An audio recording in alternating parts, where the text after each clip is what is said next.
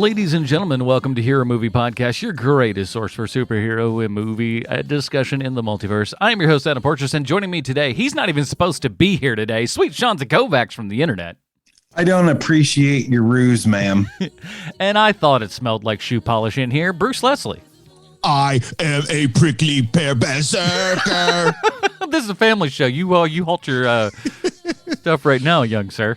Welcome back, everybody. This week we are talking about our Patreon supporter selection. That's what those people over there at patreon.com/HMP every single week. They get pre-show, post-show, Dinger Zone, and of course get to vote on what we watch this week. Here are the choices that we had. Ingrid Goes West, Adventures in Babysitting, True Romance, The Iron Giant, but won out by a little bit.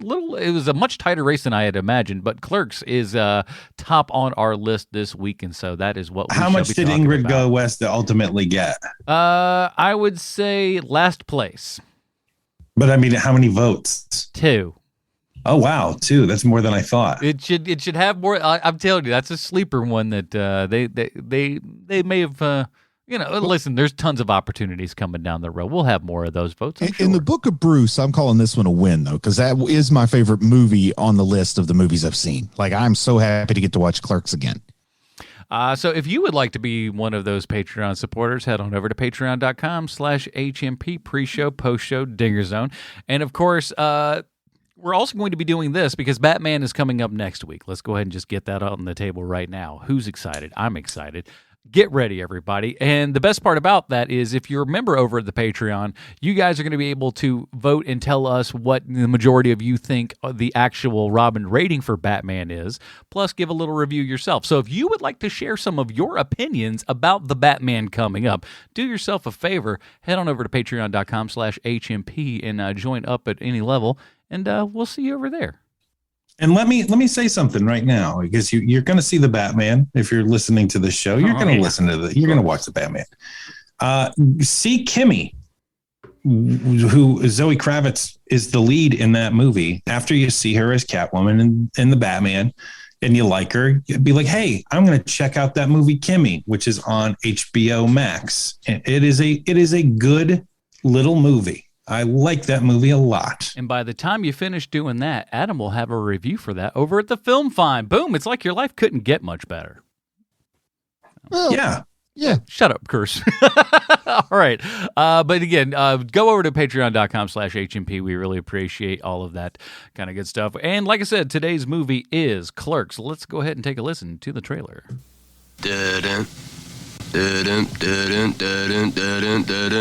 Salsa shark. We're gonna need a bigger boat. Throughout history, they have been a part of our American life. Men and women who have made it their mission to serve their fellow man. They've worked hard enough. Isn't it time they had their own movie? Clerks. This job would be great if it wasn't for the customers. I don't bother them and they don't bother me. I could do without the people in the video store. Do you have that one with that guy who was in that movie that was out last year? You should hear the barrage of stupid questions I get. What do you mean there's no ice? You mean I gotta drink this coffee hot? You'd feel a hell of a lot better if you just rip into the occasional customer. You're a clerk, paid to do a job. You can't just do anything you want while you're working. Hey, you open? No!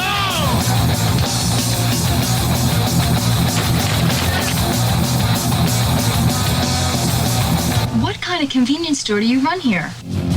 Miramax Films presents. You think anybody can see us down here? Why? Do you want to have sex or something? Can we? Clerks. Just because they serve you doesn't mean they like you. You hate people. But I love gatherings. Isn't it ironic? Featuring new music by Soul Asylum, Corrosion of Conformity, Bad Religion, The Jesus Lizard, and music by Alice in Chains. Alrighty, that was the trailer for Clerks. You know what time it is. It's time for Bruce's Comic Book Connection. Oh, so many ways he could go. Bruce, what do you got? Anybody who was into comics in the late 80s and early 90s will remember the speculation boom, which became a bubble which inevitably burst during that era. The birth of Image, the death of Superman, and proliferation of chromium covers were just a few signs of the times. But if If you had a decent collection of 80s and 90s comics, they did go up quite a bit in value. Now, Kevin Smith happened to have a sizable comic collection in the early 90s, and I say had because he sold his collection to help raise the $27,557 budget to fund Clerks. I tried to find more specifics about these comics, like what interesting issues were in the collection. Did he get close to book value? Did he hustle up and down the block selling singles, or did he take the easy way out and move his entire collection to one buyer? I couldn't find the answers to any of those questions, but I will say that 1993 is the year the comic book bubble finally burst. So was it Kevin Smith flooding the market with his lifelong comics collection that finally pushed things over the edge? Can we blame the speculation bust of the mid-90s from 1993 on Kevin Smith? I don't know, but I did read he was able to buy back almost all the comics he sold. Again, I'm not sure if he bought replacement issues or if he bought his actual comics back, but if he waited 2 years, I guarantee he got them for less than what he sold them for.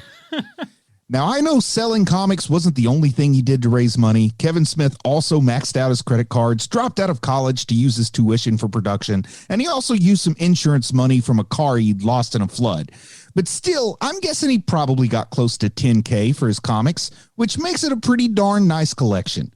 Made all the nicer in that he was able to turn his comics into Clerks, which later came to get its own comic line, and he eventually got his comics back, and he got to write Daredevil. And I know this may be wild speculation, but I would say without Clerks, Kevin Smith, he never gets to write Daredevil. And speaking of wild speculation, Adam, do you have a list? That is quite speculative there. Well, if that comic connection wasn't enough for you, let me sell everybody on the debut Kevin Smith joint, because this movie's got everything. We got a convenience store, a movie store, customers, burnout, shoe polish, roof hockey, a pooping cat, 2 defiled dead bodies, nerd talk, horizontal mambo talk, a food fight, Silent Bob Speaks, multiple people playing multiple roles. Speaking of which, H&P Acting Award goes to Walt Flanagan for being the Lon Chaney Jr. of the View Askew universe, and to Kevin Smith, who can make a $28,000 gamble that paved a way to a career quickly coming up on 30 years. This movie has everything. Nice. So my guess is, like, when would everybody say that they saw Clerks for the first time? I would say I saw it, like, it wasn't something you saw right away unless you lived in one of the coasts. You weren't seeing this till it made it to home video. Oh, yeah. I don't know that anybody, like, really saw this. And there are people that'll say they did, and those people are either liars or they saw it, like, at a screening later. But nobody, you know, like, unless you were on the coast, you probably didn't see this in the theaters. And here, I'm begging for all the hate mail. But I'm going to say I probably saw it in 95, because that's when, I know I saw it in the summer, and I know I saw it on VHS. So I think that's about when that would have happened. Yeah, I think everybody saw it the same way. You went to Blockbuster and, oh, good, Clerks is in, and you grabbed it. Yeah. And I don't know what your experience was like, Sean, because maybe you were a little bit more into some artistic loops or whatever at that time. But for me, as a guy just going to Marshall University in Huntington, West Virginia, the way you heard about Clerks was somebody said, oh, man, I saw this crazy movie. You've got to see it. Like, I went into it blind, not knowing anything. We had a guy in the comedy group that I was in. He was, his nickname was Alterna Boy. No one ever embraced Gen X more than this guy. He is the most Gen X person in the world. And so he was the first person I'd ever heard talk about Clerks. I don't know if he saw it in the theater. He might have, I don't know. But he's the first person I'd ever heard speak about it. And he went on and on and on about how there is a movie that has come out that speaks the way that we speak to each other. And that was a first, you know, like Tarantino had a little bit of that, but not like Kevin Smith did. Like Tarantino had a more idolized version of it. Like his was, this is how I wish we spoke to each other. But Kevin Smith's is genuinely like, these are our conversations. And those are also gangsters which you can't really relate to, but the guy who works at a minimum wage job, you can relate to that guy. Right. And, you know, the story of putting that movie together is as much of part of the movie as the movie itself. I mean, everybody knows the deal before they see Clerks. They know that there's this guy from New Jersey who made a movie because he maxed out credit cards, and this is what he made. And everybody knew that story before you ever saw the movie. And when you see it, you have a certain level of expectation. And it's one of those movies that when you are, and for me anyway, when you were an angry Gen Xer and this movie comes out and the people on screen are just as angry as you are, and they're saying the same things that you are, it felt like finally somebody has found a window. Because, there were all those Gen X movies that had come out the year before, like Reality Bites and like Singles. Those are the two big ones that people usually argue about, which is the typical Gen X movie. But watching this today, I realized, no, this is it, not Singles or Reality Bites. Right. And on top of that, it's the first, like when you realize just how false both Singles and Reality Bites are, all you have to do is just watch 5 minutes of Clerks and be like, oh, this is from someone who's actually living it, not people living in Hollywood going, oh, you know what kids think are cool? And are you telling me you think Cameron Crowe is out of touch with the working man? I think Cameron Crowe thinks he's very much in touch with the working man. If I was to venture a guess, I think he'd be like, yeah, I'm kind of one of those, low down blue collar working guys. Like, no, you're not. Get out of here. so it was just such a revelation that this movie existed, that we were able to see it, and it felt like your friends made a movie. I mean, that's literally what it felt. That is what it feels like. And to this day, it still feels that way. It feels like your friends made a movie. And, one of the thing that got me into the theater in the first place is the story, and, that there's people speaking the way that they speak. But now in 2020, watching this with 2022 eyes, I think the thing that has the longevity that's giving this thing the longevity is its authenticity. That even now it feels authentic. Like it doesn't feel like a real movie, but this feels like real people. And that is basically everything for this movie. I think that it's diminishing returns for Kevin Smith after a while. I think he's made there's movies that I really like a lot. Like I like Dogma. I think that's a good movie. And even Jay and Silent Bob Strike Back, I like that. I like that a bit, but it is diminishing returns because he was in it and his entire heart and soul went into making this thing. And you can see it in every frame. It's just a wonderful, wonderful, like snapshot of this is what it was like to live in New Jersey at the time. And this is not quite the tail end. I mean, we still got another 10 years before we're really at the tail end of it. But this was at that time, too, where no matter how bad a movie was or how cheap a movie was, it still was hard to make. Like now, you could make this movie, man. Now you get your friends, you get your iPhone, you spend $600 on a Canon DSLR that's been refurbished. You can make this movie and make it look better. And it's not the accomplishment it was in 1993. Right. Does that make sense what I'm saying here? Like Totally. I love the idea that, and this is like that movie, American Movie, if the guy had a good idea. You know what I mean? Like this is that same style of filmmaking that you get to investigate on American Movie. So I just love it. I kind of miss that era. And I don't know if people take the wrong thing away from this movie. If you watch it for the first time now and you say, this is a movie that makes me want to be a filmmaker, but it is one of those movies. Like, I guess it can be like equal parts good and bad because it's like anybody can make a movie is sort of what it says to you. That's kind of the bad part. The good part is anybody can make a movie. So why aren't you trying now? Now you're not going to make Clerks, but at least get out there and do something. Cause it took me a long time to get over my fear of failure and to try and do stuff. And I haven't never made anything like Clerks, but at least I know that I wasn't too afraid to create the next Clerks because I sat home and never did anything. Sure. And that's one of the things that, that hit for Kevin Smith was that him and Vincent Pryor went to they would finish up their shift and everything at like 10 o'clock, drive up to New York City and watch these independent films and stuff. And one night they watched Slacker, and on his way back Richard he Linklater. was just like, wait a minute, I saw this, I've read this article in Filmmaker magazine and stuff. All of this stuff is possible. I can do that. And he said, listen, with all due respect, I watched that and I went, that counts? That's a movie?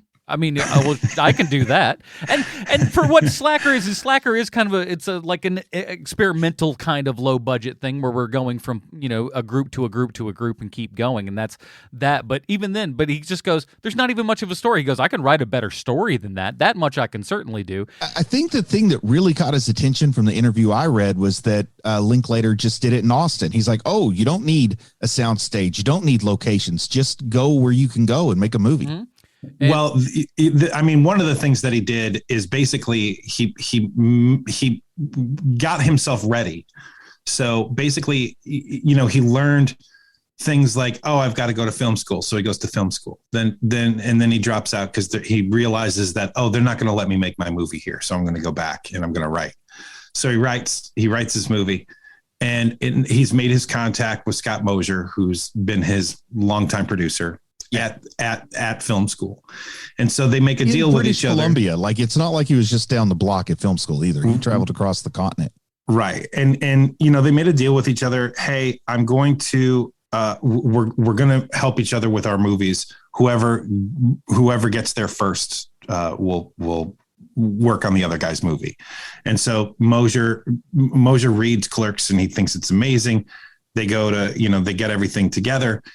But the point I'm trying to make here is that Smith kind of figured out how to make a movie the same way that the main character in the Da Vinci Code figures out what the Da Vinci Code means, where it's like little hints and clues and like, oh, okay, so there are certain film critics that matter.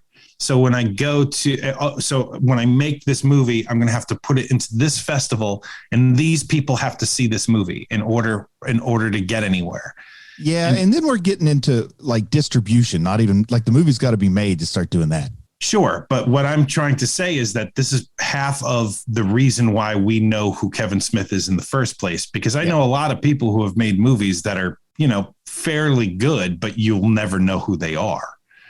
And so, and the difference, of course, being that Smith just kind of hooked into the zeitgeist at the exact right moment. But anyway, so like the fact that he figured it out like through like interviews, and like he learned that Robert Rodriguez made his movie because he was like, take stock of what your assets are and make a movie around that. And so he did that.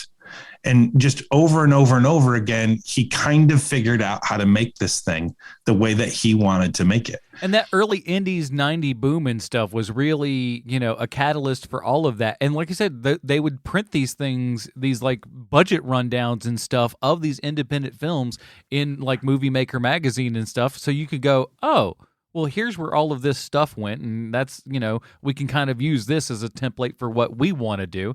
And the whole idea of everything yet again in like kind of the history of film, it always kind of happens to where a group comes along and just goes like, oh, well, we don't need all the trappings and stuff that we had previously. We can do this in another way. And this was the early 90s boom of independent cinema was another one of those waves. Yes. And just some smart, like knowing your limitations. I think that helps a lot too, because like with some of the stuff that they're doing with their set, it's like, we know this isn't going to look nice, so let's not even try to make it look nice. Let's write it into the story. Yep. Because the guy making the sign is Randall, so it's going to look cheesy.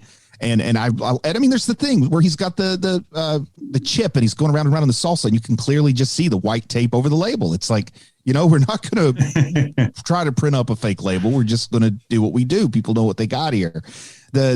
I'm hoping that he didn't shoot any in color and go back and have to reshoot in black and white. No, but man, everything I understand, the lighting was just crap on this, and black and white was just a way to hide it. And, I'm a big fan. I've definitely used bed music to hide some bad audio. I'm a fan of trying to hide stuff. So I love to see that too. And, because I remember I knew nothing back when I saw this, and I thought that black and white film was just that much cheaper to buy than color film. And that's why they did it. But now I understand it's a great way to hide the fact that you don't really have a lighting guy who knows how to be a lighting guy. Well, they're both. Or you don't have lights. I mean, lights are expensive. See, here's the biggest problem, Bruce, and you're on the right track. So, it became black and white essentially on A, money, and B, with lights, and that also kind of links into money as well. But when you have black and white, you don't have to worry about different color temperatures of light because your fluorescent lights are going to look different than your tungsten lights, which are going to look different than incandescent lights. Everything has a weird thing to it. If you're in black and white, it doesn't matter. If it's light, it's there. You're good to go. They had to shoot exclusively night for day too, so that's not, from what I understand, not an easy thing to do when you don't have access to great lights. But talk about a smart thing, and again, where Kevin Smith was thinking ahead and realizes I have to shoot this all at night, but the first 3/4 of this movie takes place in the daytime. Well, how do I get that? Well, luckily this place has these roller things that I can keep shut and say, hey, someone threw some gum in here, so it makes sense why this isn't open and you don't see the light pouring in. It makes it like it was a really smart movie. He took that take inventory of what you got to heart very, very well with that. And it's not like they didn't have a lighting package. They did rent a lighting package. The problem was that with the overhead fluorescence in the store, plus the tungsten that they had rented, it would never match ever. And so they realized really early, David Klein, the DP of the movie, realized, hey, if we shoot this in black and white, it doesn't matter. And it's cheaper, so it's like it's a win-win-win all around. Yeah. I hope they shot the whole thing in color and had to fix it in post. No, see, color film costs more, and that was literally they're just like, all right, if we can save a couple of bucks, black and white it is, and it solves the lighting problem. That's aces all around. Why not? And what's the screen format on this, Adam? Oh, well, here's the thing. It's interesting because I started. To me, it doesn't look like your typical cinematic. Yeah, it's I know it's in 16 millimeters. So I off the top of my head, because I watched it streaming. Oddly enough, I have the DVD, but for whatever reason, I think I started it late in one night. And I apologize for putting you on the spot. It's just something I don't recognize very well, and I feel like this is a little closer to square than your typical theatrical release even from '94 would have been. Well, they definitely shot on 16, and it looks like they blew it out because it is very grainy. I like that though. That just adds to the realistic. Like you almost feel like you found a VHS tape in a locker at school and you brought it home and this is what was on it. Like that to me was a big part of the appeal. It's true, and the sound is good enough where it's not just so annoying how bad it is. It's not great, but it also isn't so bad that your casual viewer isn't going to be like, I can barely understand what's happening. That's here. That's the toughest thing. I'm going to say, just from like my own experience, I'm the most sympathetic to the sound. I think that considering the maybe not a ton of experience, not a ton of budget, and 1993 equipment, I think they did great with this sound. Well, I'm not saying they did great with this sound if they had a $10 million budget, but I'm just saying, like, if I were to go out and do some skits right now, I would have a tough time getting sound this good. And so for that, because they were basically, Kevin Smith had been to film school and he had $25,000, but give me $50,000, I still might not get sound as good as this. Well, and the tough part too here admire that part is with this time, we're going with 16 millimeter film, and you have to sync up this sound, which was also shot on a tape, to this film. It is and they thought they were like, we were very scared that this audio was not going to sync Premiere up. just does that for you, Not when you're on a Steam Deck, it don't. Well, Mosier had done a very bit, the smallest bit of sound work previously. He had done one other thing where he was the sound guy on it. And so Mosier was the one who was very, very nervous about the sound. And so he was the one in control of it. And so when they started editing and he was like, okay, let's see. Because he knows if the sound isn't there, it is going to be a nightmare.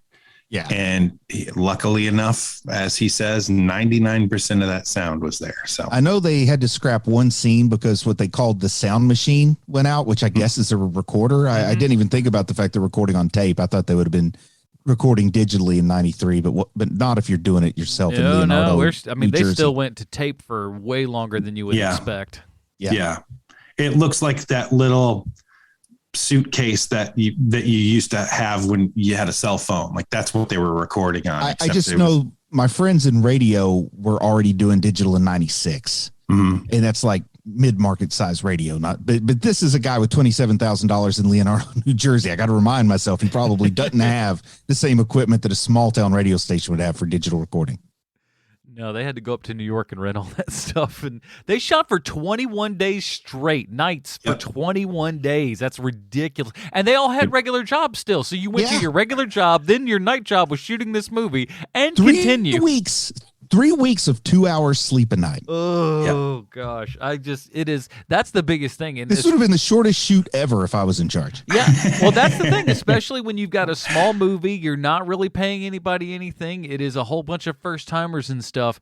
They're just either not going to show. I mean, like 21, that's a long time for an independent, no budget movie. It goes to show you the cult of personality of Kevin Smith that he was able to keep everybody there for 21 days because I don't know many people who are going to be like, oh, this guy who we've never heard, who's never done anything before, he is going to sabotage our lives for the next 3 weeks. I'm on board. Do you think it paid off for O'Halloran? What's his name? The guy that played Dante? Brian O'Halloran? I'd say like he's had enough of a career that, I'd say he's doing all right.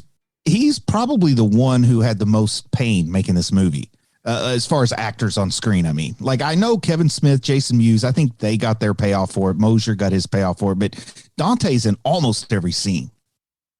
And I don't think was he a professional actor at the time? Yeah, no, he was a local stage actor. Mm-hmm. Okay, but it's not just like it's not like Jason Mewes, who clearly was just a drug dealer, friends with Kevin. Yeah, right.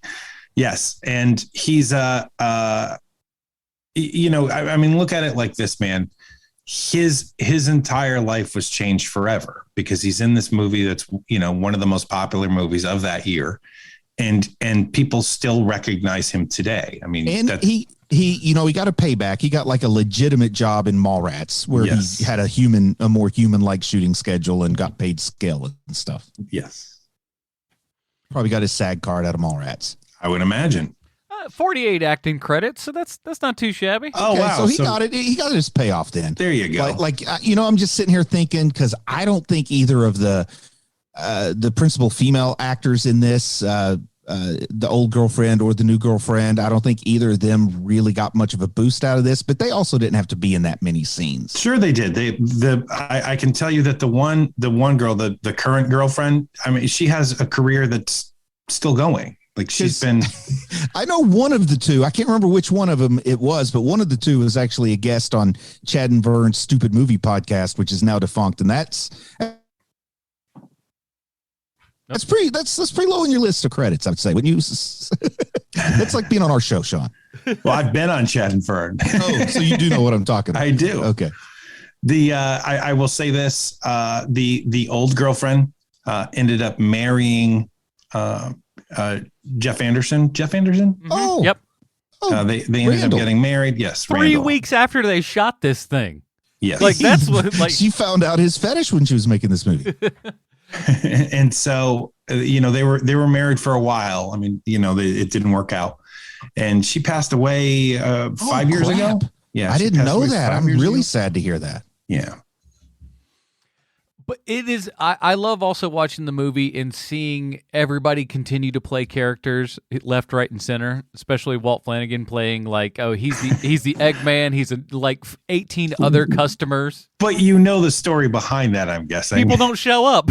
People didn't show up. So Walt, you're doing it again. All right, slap this wig on him and, look this way and do this. I think in one scene, I read that the wig he wore was one of O'Halloran's fake beards. He just turned it into a wig last minute and used it. Now, I'll tell you that the best actor in this movie, like just stepping back and trying to take emotion not out of the character that I liked, the best actor is the old man that goes into the bathroom. That guy is great. Excuse me, Sonny. The comics in the Dirty Magazine. No, give me that one. They got oh man, I could watch that guy's scene on loop for about 7 hours. Well, he is an offensive Jewish stereotype for sure. Hello, sir. He's a good actor, though, man. He knows what he's doing. Talking about his hemorrhoids, the toilet paper. So I've got a few questions about this movie though, and keep in mind I adore this movie, but I do have a couple of questions. For instance, right at the top of the movie, you hear the phone ring, and Dante falls out of a closet. Yes. Why is Dante in the closet? That's what you call an all-nighter. And it's like, yeah, that was Kevin Smith really thinking he was doing something cool to open the movie. And it doesn't even work all that great, you know? Dante isn't a party animal. He's not falling asleep in he works all the time. That's his thing. Maybe he was in the closet on the phone with his old girlfriend there the whole time. He's changing honestly, his shirt after work and then just falls out. Considering the maturity level of Kevin Smith at the time, considering some of the jokes into this, there might have even been some joke about maybe they make the latent homosexuality joke about him a little bit later on. Right. So maybe Kevin Smith thought he was saying something metaphorical there with him coming out of the closet at the beginning of the movie, but I don't know. That also might just be like, oh, wouldn't this be cool? Like, the guy making his first student film, the first scene he thinks, oh, wouldn't it be cool if this guy had a clapper? So it starts with the guy clapping his hands and the lights come on. Like, I've seen student film stuff like that. He's so out of it. Like, this shows how his life is in chaos and disarray and everything. The room is all just asunder. And, that's probably the 22-year-old thinking. It's not even a comfortable pose he's in. It's like he's sleeping upright. Yeah, upright and upside down. It's weird. It's like, how are you? What are you, a bat? That was one of those things where I think Kevin Smith fell a little too in love with his own idea, and there was enough good stuff around it that it stays and it doesn't drag it down. But that's one of those things where, like, if you weren't funding this yourself, it probably would have got cut. Probably. Well, how else are you going to get him in there, though? My next question is, when Dante is leaving his house, well, his parents' house, to go to work, out front of his parents' house, there is a motorcycle next to his car. Whose motorcycle is that? Is it mom's? It's mom's. Everybody knows that's his mom's motorcycle. It's Dante's brother Kip. It's inspired by Kevin Smith's actual mom, who rode a motorcycle. Well, his mom plays the milkmaid in the movie. Yes, that was her motorcycle. She rode her motorcycle in, parked it, and did her bit. And starts looking at the milk. In her velour tracksuit, and then went on Isn't home. It crazy, though, how much younger she looks than how I picture Kevin Smith in my mind right now. Like, that's how long ago this movie was. His mom was probably 32. There is a very real chance that she is younger than we are when she's being interviewed. There's a pretty good chance that, like, Mr. Miyagi and the Karate Kid is our age, Sean. Yeah, it's true. Yeah, this is Ralph Macchio at this old age of 48. And you're like, what? Hold on. He's ancient, Mom. Now, can I ask a question? Please. So Kevin Smith definitely got distribution before he had the soundtrack, though, right? Like, he wasn't getting Jesus. No, all this lizard on that $27,000 budget. He wasn't getting Bad Company on that $27,000 budget. No. Well, it was rip-off Bad Company, but yes. It's I thought they actually had Bad Company. They had Shooting Star. That's the song, but it ain't that's a cover. It isn't Bad Company, it's a cover. It's a good cover then. I like it. It was inexpensive and in the catalog, I would imagine. But yeah, so Miramax came in and they threw in a whole bunch of money for, a little bit of cleanups here and there, as well as throwing in a soundtrack. And I think now you would know the lore a little bit better than me, Sean. But I feel like Miramax picked it up for distribution just from reading the script and like some word of mouth. No. What ended up happening was that the guy who ran the Independent Film Festival in New York, like the guy who needed to see it, ended up seeing that screening. And so when like the writer of the Village Voice and blah, blah, blah, so it goes from that guy, goes to two people, from those two people, it goes to a producer rep. That producer rep, then he's the guy that Kevin Smith really needs, because that's the one who's going to get your movie distribution. That guy, his wife ended up seeing Clerks before he did, and she was like, I've watched this movie twice. It's pretty amazing. You should watch this movie. So that guy then calls his contacts at, a couple of different places, but definitely at Miramax. And then that guy ends up writing a letter to Kevin Smith saying, hey, please send me a copy of your movie so I can see it. So he does. He sees the movie, and the two younger guys at Miramax are like, this is the movie that we need to convince Harvey that we need to distribute. Like, this is going to be a home run. And Harvey goes and sees it at Sundance, and I'm sorry, Kevin, they had a screening at the Miramax offices. And within the first 5 minutes, Harvey was like, I don't care. I'm walking out. So you got the big anti-smoking raid, which he was a constant smoker. Massive smoker. And so then... But wait, do you hear about the old guy and what he does in the bathroom to a young girl? Well, here's what happens is that at Sundance, the guy who's the big champion at Miramax for picking up this movie feels how uncomfortable Harvey is while watching it again, because, he'd forgotten he'd seen it. Yeah. And so he's fidgeting around, and the kid turns to Harvey and he goes, wait till you get to the number 37. Once you hear 37, if you're not involved anymore, then we can walk out of here. And it gets to that moment, and Harvey starts laughing his butt off. And from that point forward, it becomes one of Harvey's favorite movies. Yeah, because from what I heard, it wasn't just the 37. What sold it was the in a row. That's my favorite what line. I heard is it was the in a row line. That is my favorite. Okay, this guy gets it. He's thinking of it on a different level. That is my favorite too. Well, the funny, Kevin Smith talking about that Sundance experience where Harvey was there, like he was kind of sitting back and he's just like, who is this guy who's laughing like Max Cady in Cape Fear? Yeah. And it turns out that was Weinstein, who was just the one who was finally going out, just like, smoking a cigar and all this crap. It's just like, you're a real world serial killer. But I just couldn't even imagine the tension when you're trying to see if you're going to get distribution from like the studio you want to distribute this. Well, I'll tell you, Bruce, having been in that position before, it hurts when it doesn't happen. I can tell you that. It is painful when it doesn't happen. Because you know that the next 2 years of your life are going to be the best 2 years of your life, or you're just going to continue doing what you're doing. And that's why I recommend to see the opposite side of this scale, and with Weinstein, no less. Check out the documentary Overnight about the making of the Boondock Saints. Yes. Oh, man, to where that was another one of like, hey, we're Miramax, we're gonna take you on board, and everything is gonna be gravy. And then it's like, nah, we just used you to like build up a whole wild bunch of publicity and stuff, and then just dropped them by the curve. That was a crappy movie, so who cares? Yeah, it's I not like good. it good enough.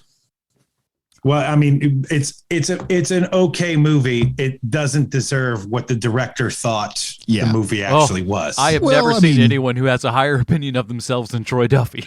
My word. That can go along sometimes with being a creative type, though. I don't know how many terrible books that the people who wrote them think they were great. When you really watch that guy, it is like there is just, you see something opening up, and at first you're kind of all on board. You're like, oh, this kid, he's doing something, man. He's out there. And the more it stretches on, then the more. And he talks about how later on about people editing the documentary. It's like, bro, there are long stretches of you just straight talking. To where there's like, there's no way we're getting out of this. You know that this is you. Nothing is taken out of context. This is a single shot of you on the phone talking. We heard it all. You're an idiot. So did you guys take anything new away from watching it this time? I did. I think, I don't know. I don't want to say I take something new every single time I watch it, but this is like a person learning to do what they love, and I think I told you this before we started recording this time, because the last time I watched it has been a few years. It was before I wrote those books. I went through that crazy year where I decided I was going to be a writer.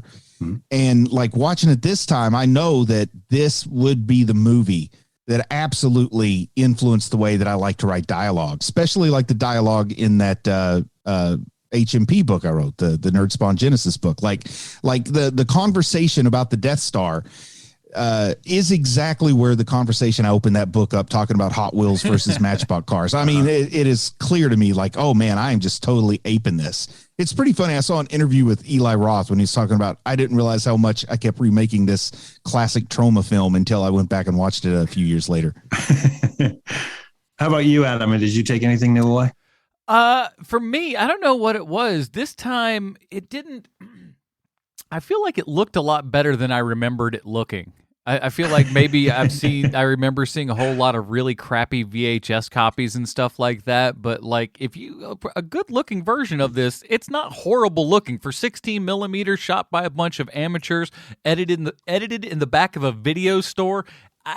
It looks as good as you're going to get from 1993 when they shot it. I love that you can see I love it though that you could absolutely see these are some guys who didn't know what to do and they decided to make a movie. Like, I do like that of it. Well, the biggest thing here is that, in something that I think that they even learned from kind of their failed attempt at film school, when they were there, they had a pitch meeting for. Well, only one of them didn't finish. I mean, the two other guys have finished film school. It was just Kevin Smith who said I could use this tuition money to make my movie. Right. Yeah. So, but they pitched this idea for this documentary that they wanted to do about this post-op transsexual who was like a lounge singer or something. Yes. They shot for one day, then this person just disappears into the night, never to be seen again. So they rewrite their documentary as almost a mockumentary in a way, where they talk about how this project fell apart. They asked their fellow students to be in the movie. They interview them and say whatever you want about us. It could just be mean, whatever. Just tell us how you feel. And they put it together in this narrative form about how it all just fell apart. It's pretty great. I've never seen that. And it's before the Tenacious D song Tribute, where the song is about how they had the greatest song in the world, but they can't remember what the song is. Yeah, I love that song. Me too. This documentary is about the greatest documentary ever made that actually they weren't able to finish. So like it's a pretty great idea. It's pretty smart, man. Especially when nothing happens and you're just like, oh, we've got nothing now. This is great. Well, what do you do with it? It's pretty clever. That is a very clever idea. So the thing that I took away this time is actually in the plot itself, which I had never noticed before. But again, I hadn't watched this movie in 10, 15 years, which is that I never realized before that Dante is a slob. Like he's a perfect Gen Xer, like slob guy. The only thing about Dante that isn't slobbish and slovenly are his Doc Marten boots. Perfectly with the jeans tucked in and all that kind of good stuff. And so the boots are pristine. And so, of course, he's going to have shoe polish in the back of his car because he shines his shoes all the time. And I can almost guarantee you that was done on purpose. I never thought about that, but that's and there is like a weird scene where they've got like a close up of conversation, and then they cut to everybody's feet for a little bit, so you get a good look at Dante's shoes. And you know the scene I'm talking about? Yeah, yes, the one outside. Because I didn't make that connection that you just made, Sean, until you pointed it out. But I do remember wondering, like I wondered, well, maybe they needed to do some kind of pickup and they couldn't get the real people back, so that's why they're focusing on people's feet. Or maybe Kevin Smith just wanted to show everybody's shoe game or something. I can tell you exactly what that is, Bruce. That's called "We Got to Cover Up and Edit." Yes. Kevin Smith doesn't shoot a lot of coverage. It's been a lot of two shots, but very specifically for this movie. So when you've got to make an edit somewhere, you got to this is what I call the Robert Rodriguez too, because he did it in El Mariachi a whole bunch too. And I'm sure that's where Kevin Smith stole this from, because in El Mariachi, where things didn't mesh up and everything, they would just cut to the dog. And this, they cut to the cat, or they cut to the shoes. It was an interesting J cut. Or the inverse of a J cut, actually. Well, I can't remember what that's called. But yeah, and you go down to the feet and you're looking at the feet. And I'm thinking, well, there was somebody messed something up, and all they could do was get some feet to fill in that space. Yeah, you throw a little bit in there. But here's the thing. It's like, the Prince playing guitar thing. If you do it a couple of times, then it's all on purpose. Yeah. Yeah. And so it made me think of the question that, so everyone's complaining about how he smells like shoe polish, but I bet he smells like shoe polish a lot. Yeah, I like that idea. Not to mention his goatee kind of looks shoe polishy. Well, it's a great running gag that's like super quick, that is always through here. It's just like, what smells like shoe polish? Just throwing that in like every 25 minutes is kind of fun. Yeah, I love that kind of stuff. The other thing that I want to talk about is the Scott Mosier of it all, because now I realize I never realized it till this viewing that Scott Mosier is two pretty big characters in the same movie, but because he looks so vastly different between the two, I never realized that it was the same guy until now a lot of people know who Scott Mosier is. Now you've had almost 30 years to look at him. You know what he looks like now. So who was the other guy that he was? So he is first. The first thing is that he plays Snowball. Yes, that I know. That's to this day. That's what I expect Scott Mosier to look like. And the other guy he is the guy who ruins the hockey game. He is the guy that comes up and knocks it. Oh man, good for him. He gets up on the roof, fake beard, and he yells down at himself. Beard. It's not a fake beard. He shaved real for that scene. Yeah, yes. I like the idea that they shot the hockey game first, and then he had to go home and grow a beard before they did anything else. So when they're talking about the movie, one of the things that Kevin Smith says is we only have one special effect in the movie, and it's that Mosier is talking to himself in one scene. That's awesome. Because one of them's on the roof and one of them's on the ground. I love that. Oh man, I saw a guy make a short video on YouTube where he's talking to himself, and he has a beard on one side, and then on the other side he shaved. And he goes, but I've already shaved. What are you going to do if you have to do a pickup? And he goes, it'll be fine. And it shows him with like the same costume but no beard. When he says it'll be fine, then he goes back, yeah, it probably will be. Then back, he's like, see, I told you. And he's got his beard again. It's great. Is that great? Some CGI. Do we have enough time to just talk a little bit more about the storytelling here? Yeah. Yes, please, because I have more bits also. Okay, good. I don't want us to end without me saying like this thing that I thought about since I've watched this movie. And it's like that the first album that a breakthrough rock band has is always great, and it's hard to follow it up. And you had mentioned some diminishing returns with Kevin Smith, but it's like you've got several years of the time when your brain is most active, like from 18 to 25 or whatever, the time when those neurons are just firing, you don't need as much sleep. And you're just thinking of every cool conversation you'd like to repeat or you'd like to say to somebody. I'm thinking specifically with the dialogue here. And I've heard of, in writing advice, when it's like that first book, you got to take a jar and put everything that is you and all of your experiences into that jar until it's completely full. Then you got to compress it, compact it, put more in it. Because if nobody reads that first book, buddy, there's no point in saving anything for a second one. Yeah. And I do get a lot of, like, the original script for this was 168 pages I read, which, when you see it would have been tough to film that much movie. When you see video of them at the rehearsal holding up this, like, they call it a phone book, and it is the size of a phone book. It is so thick. You're just like, what on earth made you think that, like, you'd be able to shoot anywhere close to all of that? It's so much. I mean, he sold everything he owned. He came up with every penny he could scratch up. This was it. So I think he crammed every cool conversation he daydreamed about, a lot that he probably actually had. He really wanted to communicate what it was like to be in his social group, and he put it all into this movie. And once it became big, you can't exactly do the same thing again, but you got to try to do sort of the same thing again. And I think that's where the diminishing returns come in. And you get older and you just don't like have all those thoughts anymore. Right. And, I mean, there is something to be said for Kevin Smith that he's still going. I think that he is finding alternative ways to stay relevant. Whereas I think somebody else in his position who isn't as crafty as he is and isn't as smart as he is probably would have stepped out and would just be doing, comic book conventions at this point. Yeah, I think you're right, man. I don't think that he sleeps on a waterbed filled with caviar or anything, but he could live the rest of his life without making new stuff.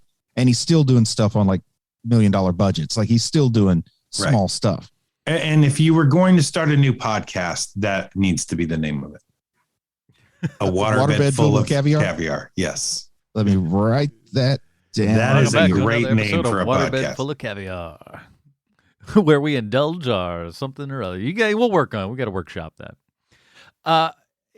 To me, the cool thing about this is that, like, it is that there's so much of his DNA came to us kind of almost fully formed in a way, which is kind of really bizarre, because so many times, especially in like some filmmaking stuff, people got to kind of find their voice and everything. And his was so well defined from the get of go. And one of the things is he's super smart about all of this. Is the reason I think this movie is anywhere half as good as it is. They spent like a month plus rehearsing with everybody. That's the way to. That's the best way to.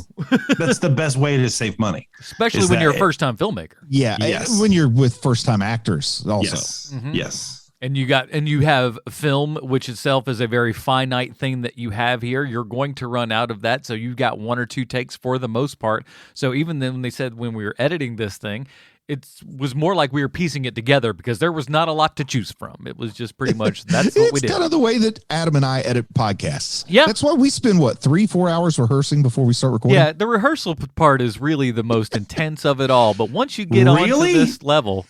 Is that why I sound like a mush mouth? The two of us have been going over bits for at least, we've been shopping them a little. Seeing what kind of works and kind of does it. I take mine to the club every week just to kind of. And this is the best you've come up with? Yeah, you'd think I'd be better, but you'd be wrong. Believe me, you don't want to see the stuff that got rejected. Yeah, the unprepared stuff, you don't even want to. It's quite atrocious. I tried out 7 minutes of nonstop coughing. That was not popular. It's funny. Thank God for the mute button because I've done that several times. But he's kind of almost made this movie and in a lot of other ways over again. Clerks 2 is, while it is a continuation of this story, it is also kind of his story of Clerks getting together. And the same thing with Zach and Miri Make a Porno. That's about making a movie, essentially. And Clerks 3, I feel, is going to be another super page from his life because this is, I think, the 3rd time he's rewritten a complete script to Clerks 3. I believe so. Because Jeff Anderson didn't want to be involved in it. And he's like, I'm not making it without him. He didn't want to be involved in Clerks 2 either. Yeah. I think he's hitting that too early, quite honestly. I think Clerks 2 was correct because, you're not nearly the same person. He's not nearly the same person that he was in Clerks 1. Clerks 2, I like Clerks 2 because he's saying something completely different than he said the first time. Mm-hmm. And, there's something very interesting about that to me. And he is trying to go for a couple of the same bits that he did for the first time, but he's trying to say something completely different. And I found that very interesting. I think that with Clerks 3, he doesn't have something different to say this time, unless it's something that deals with him almost dying. I think that's what it is. Did either of you guys watch the Jay and Silent Bob reboot? I did, yeah. And it is unwatchable. I liked it. Oh my God, I hate it. I found something in there that I liked. I really felt a little bit of some of the feels I had with that last Bill and Ted movie. Like I kind of felt like that. I felt like there was this wave of movies where Gen X is saying, you know what, we can be better parents than our parents were. Sure. And I guess that struck a little chord with me. Plus seeing Kevin Smith sort of poke fun at himself. He's showing up as Kevin Smith at the same time that Silent Bob is in the audience at a panel. I just like that stuff. And I liked, there are elements of it that I liked. I think I disliked more than liked on that one. But, the Affleck stuff was good. Like it felt like it was coming from a real place. And anyway, there's one of the younger actors. I don't want to call him out by name, but there's one of the younger actors that I just don't think is a very good actor that I've seen that person in other stuff too. And not a fan of that, but I did like the movie. Yep. All right. Before we get to our final ratings here and everything, we do have to ask ourselves one very important question, and is how this low budget Kevin Smith film relates back 1-to-1 with Sylvester Stallone. Thank you, Adam. I have a prepared statement. Oh. Salutations, Mr. Stallone. It's Sweet Chauncey from the internet again. And this week I'm going to connect you to the movie Clerks fairly quickly because fortunately for me, writer, director, actor Kevin Smith is an outspoken person who doesn't shy away from questions asked about other people who work in show business. For instance, I know Kevin Smith, like myself, loves Hollywood urban legends. And there's 2 stories involving you that are so legendary that we've spoken about one of them way back in 2014. That rumor, of course, is the gerbil rumor. Without getting into too much detail, because this is a family show, we learned that Richard Gere blames you for starting the gerbil rumor when you worked together on The Lords of Flatbush, a rumor that has persisted to this day. And Mr. Stallone, I can't emphasize this enough. I really hope this is true. If you're the one who started this Richard Gere gerbil rumor, the world is a magical, wonderful place. And I know that you've been asked about this in the past, and I also know that you didn't deny it. You didn't confirm it either, but you definitely didn't deny it. Now, the second rumor circling you is something we've never spoken about on this show, and this is where Kevin Smith enters the picture. Now, Mr. Stallone, please keep in mind that all of this is allegedly. Everything starts with the word allegedly, because there's no way to confirm this story unless you publicly come out and confirm everything. And I don't know why you ever would do that. And if you do, plug our show. But I had heard for years about an incident where you, Sylvester Stallone, had left your wireless mic on after you were done shooting a scene. Maybe you forgot about it. Maybe you didn't care. But for whatever reason, you were in your trailer and you were visited by what I'll call a very exuberant fan, where you two started to, keeping in mind this is still a family show, heavily engaged in going to third base. At which point you very unenthusiastically said something I will redact since it's a family show, then something I will redact since it's a family show, and then say my name. All of which was caught by the sound mixer. I had heard this story from several people over the years, many of which have even claimed to have heard the actual audio. I don't know how they got it. I don't know why they got it. I don't even know why they were telling me the story. I had forgotten about the whole thing, stored it all in the dark recesses of my brain. And then the story was turned into an official, honest-to-God urban legend by Kevin Smith himself, back when he was speaking on his college tour a few years back. And Mr. Stallone, I have to tell you, I had heard this story many times before, but never thought it was true until I heard Kevin Smith speak on the subject, because he gave the story credence. Now, maybe we can chalk the entire thing up to Michael Jackson had to go to the hospital to remove a pound of something from his stomach story. Maybe it's crap. Maybe it's true. But my point is, which is always my point when it comes to these things, is that the world is a lot more interesting if this urban legend is true. That somewhere there's a sound guy who has the audio on a drive somewhere. And if you're just working stiff that one day gets lucky enough to work with that particular sound guy, that working stiff then becomes buddies with that particular sound guy. That guy will get to listen to that file. And Mr. Stallone, that is the world I have chosen to live in. And that's your Stallone connection this week. It's Kevin Smith. I hope to hear from you soon. And I hope that one day, fingers crossed, for some reason, you'll confirm these rumors. Your pal, Sweet Shanzi from the internet. All we want for Christmas. All right, here at Hero Movie Podcast, we have our own patented Robin rating system. If you'd like to check that out, head on over to the subreddit, man, reddit.com/r/Hero Movie Podcast. Bruce, where does Clerks fall on the Robin rating system for you? I really should watch this movie more often. Like, it's got great rewatchability. We didn't even talk about Dante's Inferno, which Kevin Smith says was an influence, and that's like why there's 9 chapters, because of the 9 rings of hell in Dante's Inferno. Yeah, this is Dick Grayson. I mean, I just like it. It's got a lot in it. Like, you can feel a person who has had years of make-believe conversations in their head that they finally get to put on film. Like, I used to spend a lot of time having weird make-believe conversations in my head, so I enjoy that. And I think it's peak Kevin Smith. I'm not saying that his other movies aren't great. I'm just saying I think this is probably my favorite. It's got such great rewatchability, and it's like, it's still in that time when it really was hard to make something like this, and I always love that. I think the word you're looking for is quintessential. Quintessential. Leave Kevin Tarantino Smith. out of this.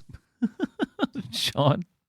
There's very few movies these days where I am willing to watch an 1.5-hour documentary on the making of that movie.